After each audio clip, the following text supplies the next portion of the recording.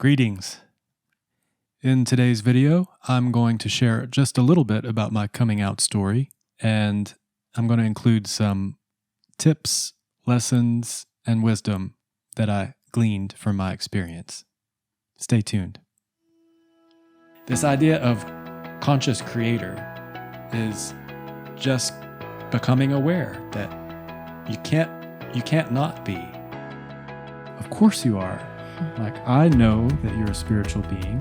Your spirituality is unique to you. It's specifically yours. And you're robbing all the rest of us from having the experience of you. Yes. Please don't rob us. What if you are one of those one rare beings that has something very different, very special, and very unique to bring into the world? Once you become like fully embodied, fully aware, fully focused, you make a difference. Consciousness underlies everything. You are a creator. You are participating in the creation of everything that you're experiencing. What are you going to do with that?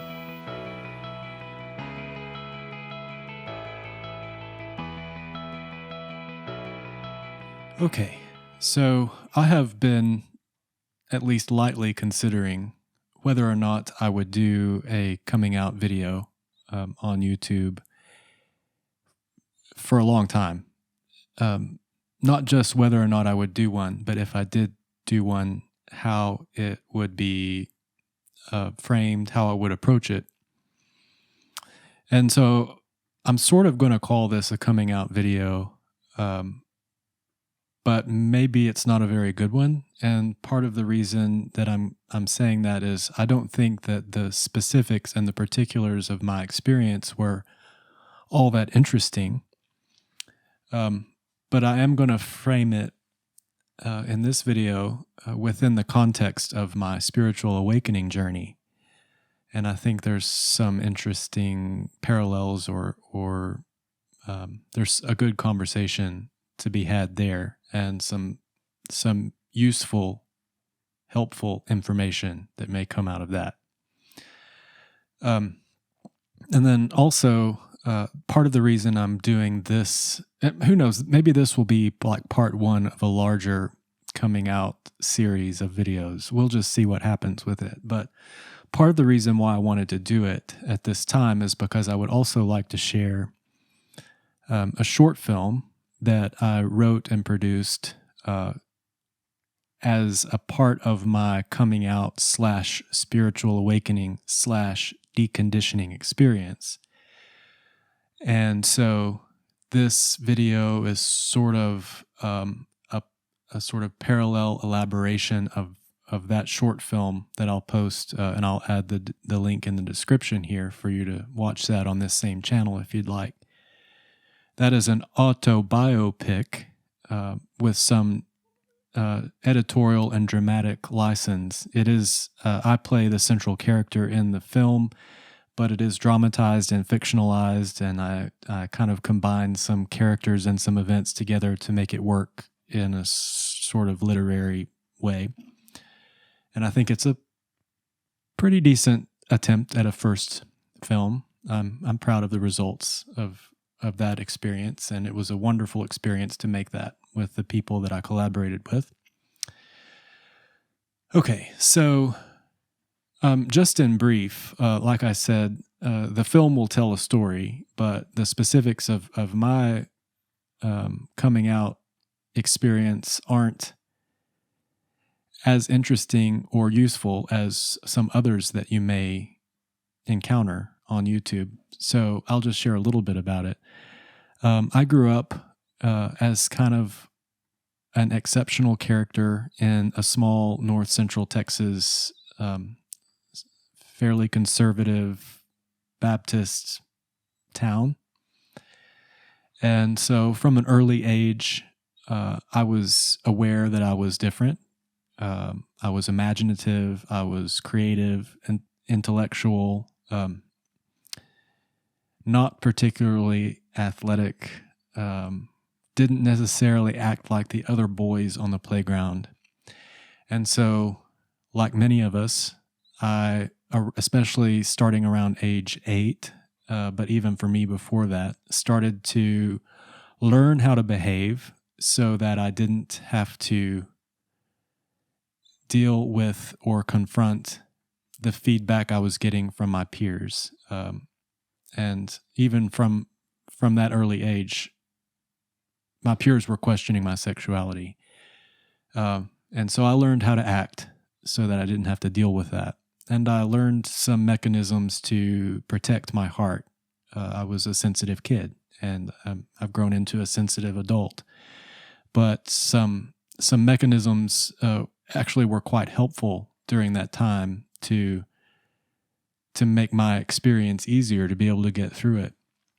And what happened later in my adolescence was that I just got really focused and distracted by my academics, my studies, my extracurricular activities, and so I really didn't have time for a social life. I really kind of put that whole aspect of myself into a jar up on a shelf and just didn't deal with it. And so it became delayed, like even into college. Like I really didn't date very much. I didn't do all the typical social college things that a lot of people experience. After I got out of college, I kind of got started on my career. I studied architecture, and I was working in architecture. And then around age 30, I started to feel like it was time. I actually started feeling some unease in my physical body. And I started to I actually went to the doctor to see and make sure that there wasn't anything physically wrong with me. They didn't find anything. But along with that physical unease, I started to get restless, I'll say, like spiritually or emotionally. And I started to open up those jars that I'd put on the shelf in terms of like, who am I and what am I here for? And is this it? And am I ever going to have meaningful relationships? And, at that point, I'd started to look at some New Thought spiritual texts like Eckhart Tolle. And I remember I read Dan Millman, the Peaceful Warrior series, and I'd started listening to some Abraham Hicks and some other teachers and texts about kind of the fundamental nature of our perceptual universe, and started to think about like how the world works, and all that kind of stuff was rolled into that period of exploration for me. And now I'm learning through human design that it was around that time, around 2012, where I was imprinted with the vessel of love. And so there are some interesting parallels between what was happening with me, what was happening with us as a culture collectively, or a species collectively, and then what was happening in the cosmos. And I love contemplating those parallels. And in my case, I'm kind of seeing them in retrospect, and they sort of validate the experiences I was having. But a series of what I'll refer to as peak mystical experiences really cracked me open and showed me the nature and the depth of my denial of myself. And they gave me permission to be worthy of seeking self-understanding, self-awareness, self-learning. Like it was the sort of spiritual experiences that led me to a place where I felt like it was right and okay and just and meaningful and on purpose for me as an individual to give myself permission to explore and find answers to my questions. And so part of like me making this video is to express that. And because you may be sitting out there on in the space I was before and not really even knowing that you feel unworthy, but that there's that unworthiness in you somewhere, and maybe I'm a cooperative component to your feeling worthy of this. So after those mystical experiences, I'm in sort of north central Texas, where there just isn't a huge, like, out and proud gay community, but I did start spending a lot more time in the DFW Metroplex, where I could meet people and have that experience and learn and discern. And it was a really wonderful, creative few years where I was saying yes to life and opening myself up to all of what I had denied and suppressed for myself before. When it came time to share what I'd been experiencing with my family and close friends, I actually decided to handle it in what I guess I perceive may be a little bit of an unconventional way. I wrote letters, but I didn't mail the letters. I actually wrote the letters and then approached each person privately and handed them the letter and just expressed that I needed to share something with them that was important to me. And then I sat with them as they read the words, and then we talked about it. And I don't know if I think everyone's way of sharing this information with the people you love and care about is, you just have to find the right path for you. I know that for me, the way I'm wired, and this is going to sound funny coming from someone who's trying to make videos and maybe moving into podcasting, but I feel like I'm a better communicator by writing words than by just speaking them, especially in an emotional situation, highly charged situation. So that was a good way for me to handle it, and you might consider if that would work for you. And I was very blessed and very fortunate with the responses that I got. And one thing I'd like to say is that as you are moving through your own experience, give yourself time and permission to become as comfortable as you can with the experience and the journey that you're on, so that when you approach your friends and family, you're comfortable enough with yourself to be able to share and give them space to receive.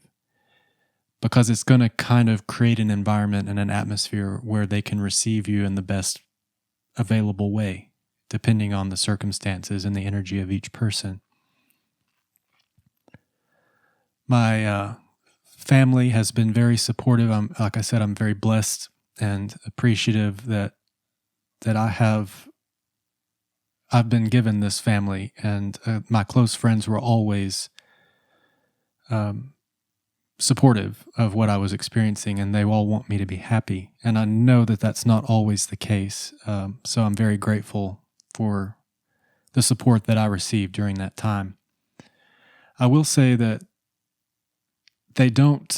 there are some family members and friends that don't necessarily like this about me, and that's okay. I'm not pushing them to go that far, but I do appreciate that they were willing to understand it and hear me out on it. And the only bittersweet thing that I'll say is that they aren't necessarily active in, like sometimes I have the idea that in heterosexual relationships, people say, "Are you dating anyone?" or "Who are you dating?" And I have this idea that they may be more likely to want to actively engage or be a part of you in that way or on that level. And for some friends and family, for me, it's like they understand that that's an aspect of who I am, but they're not necessarily as actively engaged or actively a part of it as they may be. But again, I think we all just have to be really patient with one another. And I know I've learned that that love is unconditional. And I know that I'm really blessed, and I know that I'm in a space where I don't need to ask more of them. So there's a little bit of grace that you can have in those situations. And we'll kind of get back to some of that a little bit further along in the talk. And then I sort of, in the human design system, there's also, you learn that we're living like a new 3-part life process, and I'm a 6-2 profile, which means you have kind of the first phase of exploration and learning, and then there's a second phase where you sort of become a hermit and withdraw into yourself and synthesize and glean wisdom and rest and recuperate and recharge and all that great stuff. And that's kind of the phase I'm in now, which is why I'm sort of on this YouTube channel, like intending to demonstrate my authenticity and honesty in support of anyone else who may be on a coming out journey or a deconditioning journey. Like I said, for me, we all have conditioning.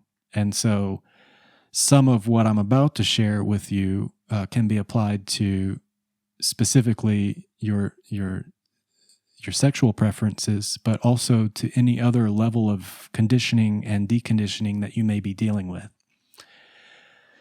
Because for me, like, being gay was just one of the many, many ways in this incarnation that I have chosen to be the oddball. So I'm moving into a space of just accepting and allowing all of it. Okay, so here's the wisdom. Like I said, I don't ever want to be self-indulgent. I always want to be useful and helpful. So the first idea, this was very helpful for me, is to realize that how other people receive you is not your work. How they receive you is their work. So as you're moving into a space of authenticity and alignment with yourself, allow other people to take you and receive you as they will or not. And it can be painful, but you may realize that some relationships fall away, that you were only meant to be with those people for a particular season and the time has passed. And then other relationships you have may be strengthened by your authenticity and your alignment, and for your level of vulnerability and willingness to be truthful with those you care about. Number 2, it is your right and your privilege to be who you are, to follow your desire nature, to learn what your specific preferences are. A lifetime is an opportunity to have been. So my encouragement is to allow, accept, and embrace your unique journey and trust all of it. Or don't trust it, but acknowledge that you're not trusting it. And that's an okay choice. Your soul is going to learn through any experience.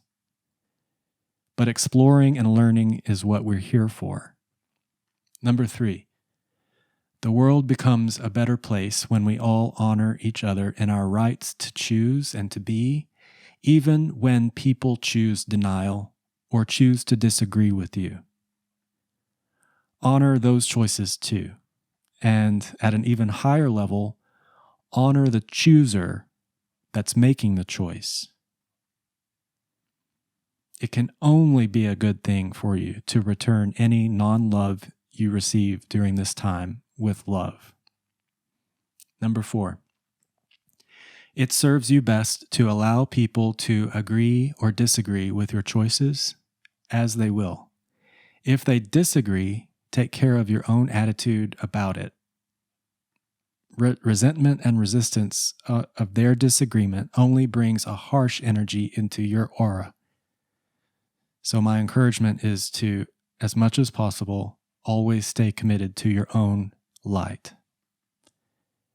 Number 5, you may choose to define yourself with labels if you wish. You may do this for the rest of your incarnation, or you may do it for just a time. And it can be very helpful for you to be identified with a group or a tribe that identifies the way that you do. It can be a support network. It can help you through this process. But remember that the labels are not who you are. You are not your preferences, and you are not your story. The whole truth of who you are transcends and includes your labels and your story and your preferences. Your soul even transcends the ideas that we have about gender, transcends and includes the ideas we have about gender. And at the soul level, this is going to be a challenge for some of us, but at the soul level, we are masculine and feminine. Number 6, it cannot be wrong to give and receive love. Okay, so that's 6 things I think that either helped me, I knew at some level during my coming out / deconditioning journey, or that I've kind of learned how to articulate, or that have coalesced as a result of my journey. And I really sincerely hope that there's a nugget in there that can be helpful and supportive for you during your own experience. Nothing that I've shared here or even on this channel is intended to be a substitute for support that you may be requiring practically and physically in your own experience. So if you are in a space where you are struggling with coming out, or you need to talk with someone, I would encourage you to visit lgbt.foundation/coming out. And there you'll find there's a hotline where you can call and speak with someone if you feel like that would be helpful for you at this stage in your journey. And there also are some other coming out stories that people have courageously shared there that you can read and learn about. And like I said, depending on the results of this sharing, I may post follow-up episodes about my own experience. If you have specific questions for me about my coming out experience, I would encourage you. You're welcome to post those questions. And if I feel like I can offer or be meaningful in my response, I certainly will. And then, like I said, I'm going to share a link to the little 18-minute short film that I made during that time for you to enjoy on this same channel. So, as always, thank you for stopping by and joining me on the channel and on this journey. I appreciate your being a part of what I'm doing here. And until my next episode, our next meeting, I will send you love and light. Thank you.